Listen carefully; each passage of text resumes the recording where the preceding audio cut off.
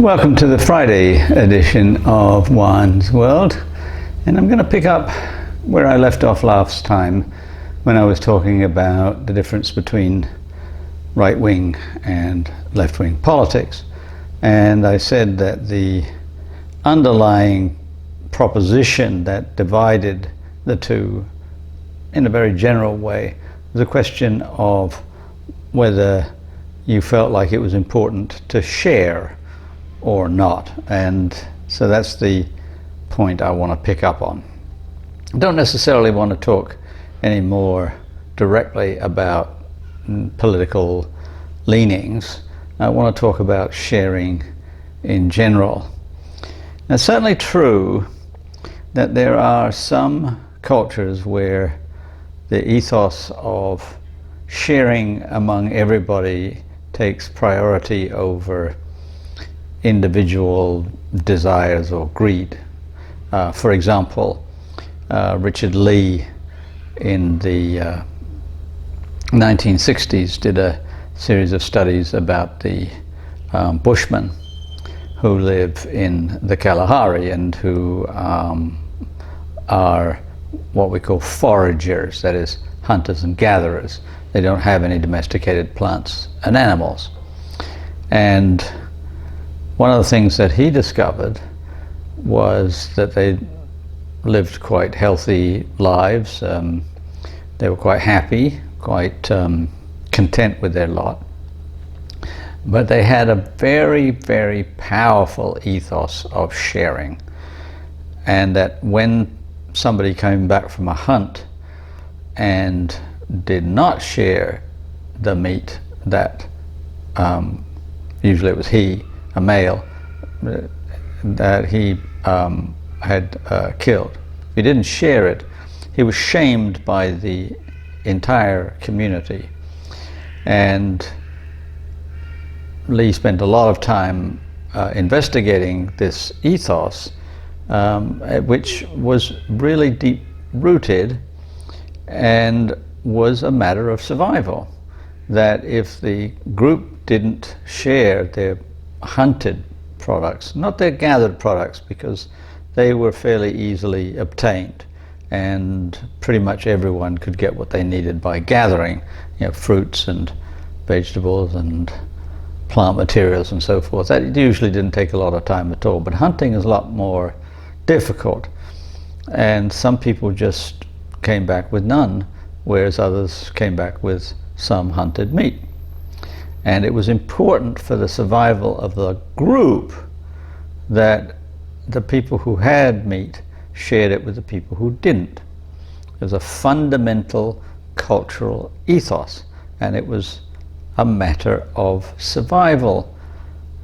Now, survival of the individual, obviously, but survival of the group as a whole. Because if only a small percentage of people in the group survived because they had meat and the rest had none, in the end they couldn't survive either. That sharing was necessary for the survival of the totality. And what I left hanging was a question: is this nature or nurture? That is, do we have a gene for sharing, or do they have a gene for sharing, or do we learn how to share? And as I also answered in the last video, it's a bit of both. That we probably have some kind of genetic predisposition towards sharing, but we can also override that with our cultural dispositions or personal dispositions, or we can reinforce it, and so that nature and nurture work together. All right, well, I want to talk more about sharing in general, so let's go down that path.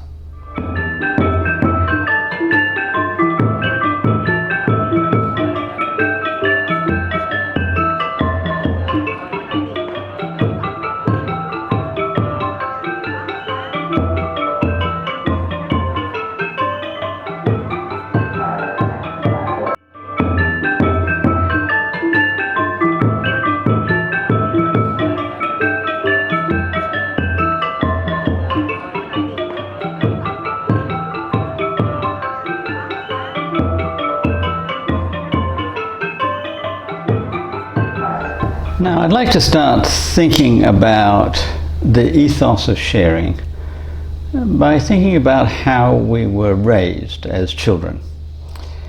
And I know that a lot of people will say that when they were growing up, in their household, they were expected to share. If they had a special toy, they had to share it with their friends who came over. If they had some sweeties, they would be expected to hand them around, and so forth. And it also reminds me that when I lived in England, I was a smoker and often used to go down to the pub of an evening, and other people would smoke. There's typical that pretty much everybody smoked. This was in the 1960s. And if one person wanted to smoke, again, normally a man in this case would, take out his cigarettes, and before smoking would offer the pack round to everybody at the table. And it was expected that next time, let's say, I've handed my pack of cigarettes around and everyone's taken one, and I take one and light it up, that the next time somebody's smoking, they'll hand them around and I'll get one. So that in the course of the evening, it'll all even out. Same with drinks, that you sit down at the table and you join your friends, and you've got a drink and you join your friends, and then everyone drinks up, and then somebody says, okay, it's my round, and they buy a round for the whole table and drink up, and then another person says it's my round, and everybody gets a drink. And it's a curious custom, and not much in evidence anymore, because price of beer at pubs has become so high. I don't know what it is now. I think it may be £3 or £4 for a pint. And so that if you've got, 5 people at the table, you may end up spending £20-25 for a round, which is an awful lot of money for a round of drinks. And it means that you've got to sit there for 5 drinks, 5 pints, which is a lot of beer, in order to get your money back, or to break even if you want. Otherwise, you go down the pub, you want up to, let's say, 2 pints. You go down the pub, you buy a round, somebody else buys a round, so you've had 2 pints, but you've spent the money for 5 pints. So that's not really very fair. And that's the underlying principle here, is a principle of fairness. That sharing is about fairness. And there are some people who insist on fairness in life in general, and some people who say, well, life's not fair.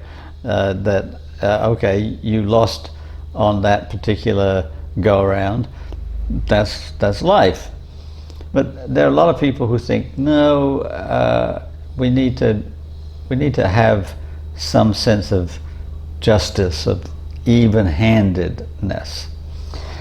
Which brings me to the topic of reciprocity, which is a really deeply ingrained principle within all societies, as far as anthropology can tell.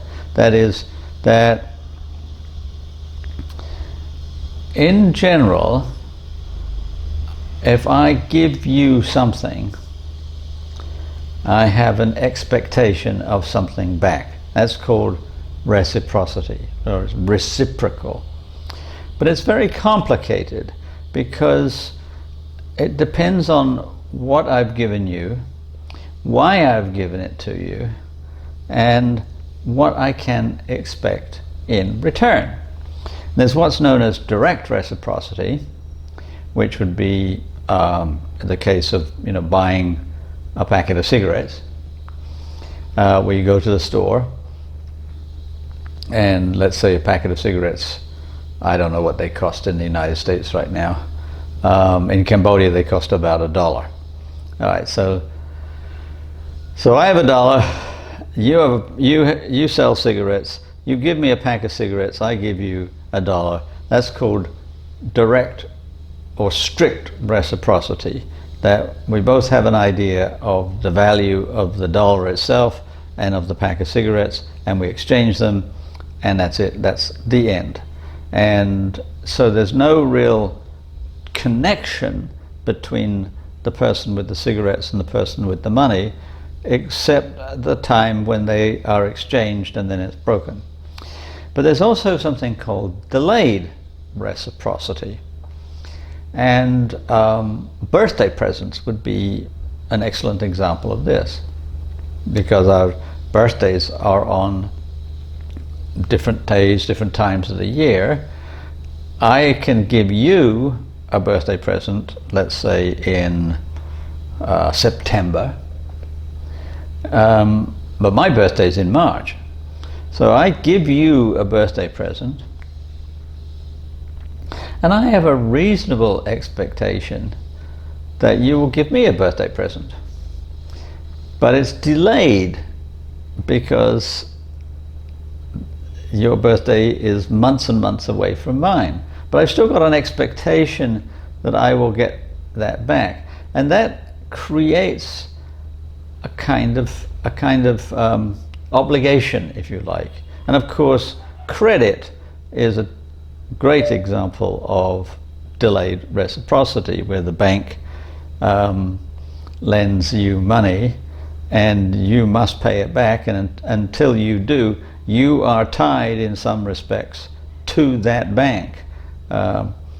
You're obligated to that bank until you've repaid the debt. Well, birthday presents aren't like that. It's not like I give you a birthday present in September and then you give me a birthday present in March and then our relationship's ended.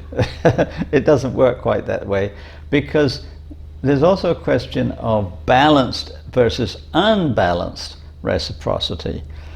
And balanced reciprocity is like the example of the cigarettes I gave, where the two items are of equal value.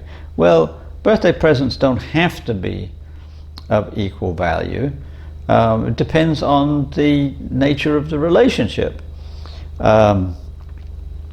If I give a birthday present to my 5-year-old son, it may cost me, $20, $30, $50. I don't expect a 5-year-old to give me anything like that back. I'm happy with a hand-drawn birthday card. But I do expect something. Even though it's not balanced, I still expect something. And the relationship continues, but it does not continue because of the reciprocity. The reciprocity is a symbol of the relationship. And just as if I have a girlfriend and I give her a birthday present in September and it costs me $100 and I spend a lot of time thinking about it, and then she breaks up with me in January, I don't expect a birthday present from her in March, because she's got some kind of reciprocal obligation. It doesn't work that way. So the gift and the receipt of birthday presents is symbolic of a relationship, but it doesn't create the relationship. It might, however, strengthen the relationship in certain ways because it symbolizes the relationship, and because it symbolizes like the care and attention that you pay to what you give. Like, there's a very great difference between giving your girlfriend an envelope with money in it, for example, Say, oh, you go and get yourself something, which is it's very common with some of my friends, and was also sort of evident among my parents. My father would sometimes give my mother some money for her birthday or at Christmas and say, get yourself something nice. Well, it's it's a nice gesture, but there's not a lot of thought in it. As opposed to you spend days and days and days wondering, like, now, should I get these earrings in this particular design? Not so much because they're made of silver or gold or whatever, but because the design will suit her features perfectly, or will symbolize something about our relationship. Maybe it'll be a memory of something that we did a year ago, or like really put a lot of thought and attention into it. To a certain extent, the value isn't the monetary value, the price you pay, but the thought you've put into it. So reciprocity is very, very complicated. It's something that one of my former students passed away a couple of years ago, unfortunately. His name is David Graeber, and he was a student of mine at Purchase College, and then he went on to do his PhD with Marshall Salins in Chicago, and then made a name for himself talking about reciprocity, mostly challenging his professor, Marshall Salins, who came up with some of the original ideas about how economics works and how reciprocity works. See, and the thing is that reciprocity can be more than just exchange, where it's equal or unequal. There are some situations that are grossly unequal, like, as I mentioned, my son's not 5 anymore, he's 30 now, but when he was 5, then the reciprocity between him and me was completely unequal. But what happens in a situation where there is no reciprocity? And that's very interesting. A lot of people find that deeply troubling. In the saying, there's no such thing as a free lunch. There used to be, I don't think it happens anymore, but there was a time, particularly I think in the 30s and maybe into the 40s, particularly in the United States, where bars would offer food that you didn't have to pay for,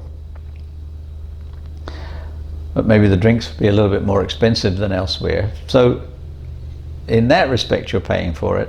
Or maybe the food was extra salty, so that you had to buy more drink to counter the thirst from the food.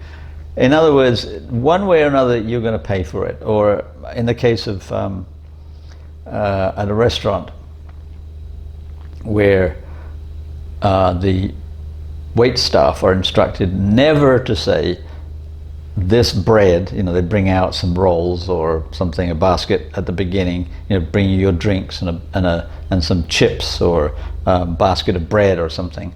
They're instructed not to say the bread is free. They had to say the bread is included, because it is included. It's calculated into the cost of the entire meal. They know what you're going to pay in general for your food, and so a little bit more is added on to the bill to pay for the bread. It's not free.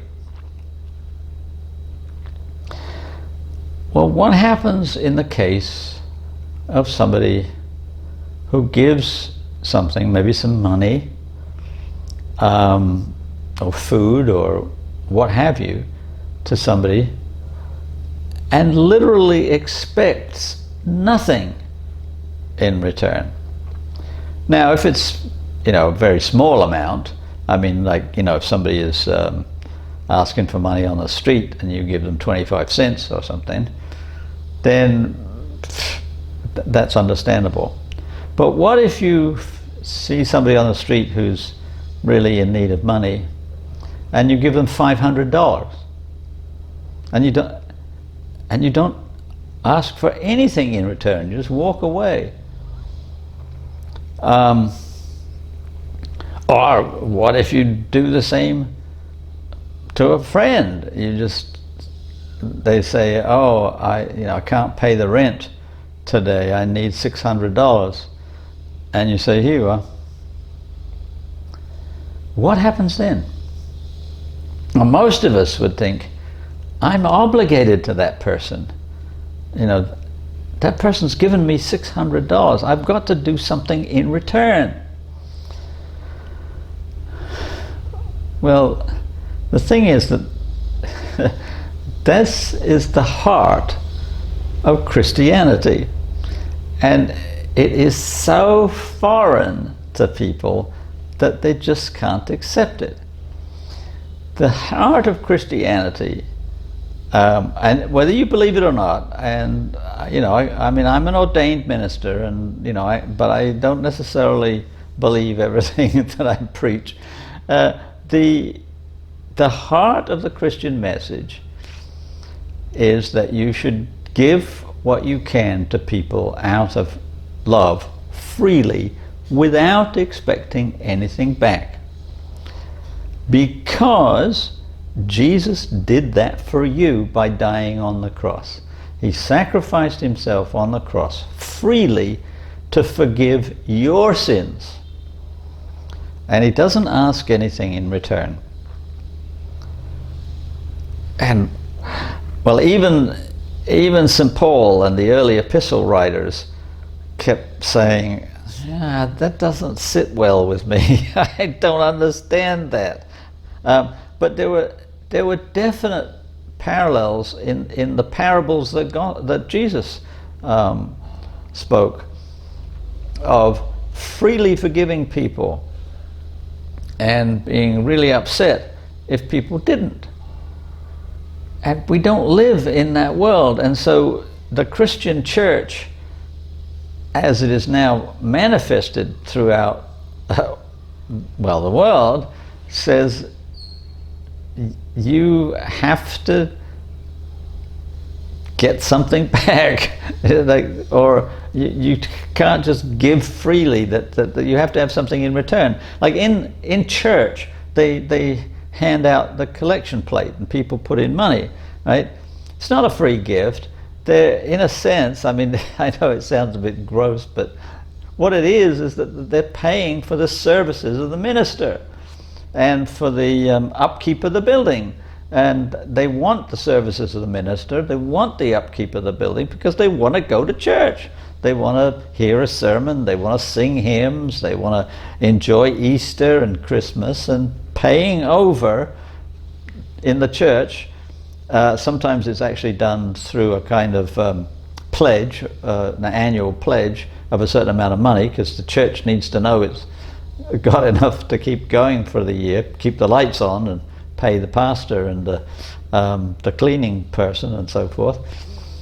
But it's not it's not Christian. Strictly speaking, if it were Christian in the old sense, the pastor would take no salary. That's what Paul called being a tent maker. Paul made tents for a living, and when he traveled around Asia Minor and Europe, he worked as a tent maker, and he preached for free. And I didn't do that. Actually, there was one church where I didn't take any salary, but most of the time I took a salary because it was expensive for me to to work for the church. In all of my churches, I had to commute at least an hour each way. So there's my transport costs, and I had to give up, well, most of Sunday and 2 or 3 other half days in the week. So a lot of time that I had to spend, which I couldn't afford. I wasn't rich. I wasn't able to do it. I needed some incentive to do it. But obviously, if I'd had a lot of money, as well, say, I don't have a lot of money now, but I'm well off, and so now I do teach for free. There's a Bible college here that I've taught at for 2 years. Last year I taught 2 courses. I taught another course in the first part of this year. I'm going to teach another one in the second part of the year. And I don't ask for any money. I don't even ask for transportation because I ride a bicycle. That's the Christian approach.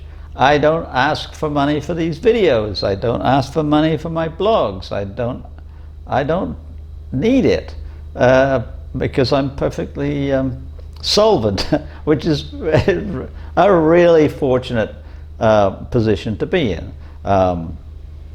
It's taken a long time to get here, but it's wonderful. It makes my preaching, my teaching, my videos and whatever all enjoyable because I'm not expecting anything back.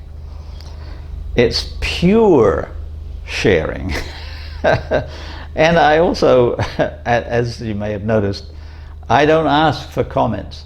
I don't have a comment section for these videos. I don't need to know what you think. So that, or in a way, you can't reciprocate. I guess you'd say I don't allow it. You can find a way. You can find out my email address or other ways to contact me if you really want to. But most of the time, as it happens for my blogs, for my videos, people don't want to respond. They're happy to receive. They don't want to reciprocate, and that's fine. And my personal belief is that life in society would be a whole lot nicer if we all worked on a similar principle. That is, that we gave what we could out of just love and kindness and caring and didn't expect anything in return. That was the original Christian message. And it's very, very rare in the world today, which I think is unfortunate, but there it is. So I guess the most you can do for me, if you don't do anything else, is that you can like and you can subscribe to my video channel. It doesn't cost you anything except a very small amount of energy to just press the subscribe button, and that's all I ask. So be well, have a good weekend, and I'm pretty sure I'm going to do some cooking on Tuesday because I kind of miss it and I want to get back to it, but I can't find all the ingredients for a green curry, so I'm not sure what it'll be, but I hope it'll be something delectable. Enjoy your weekend.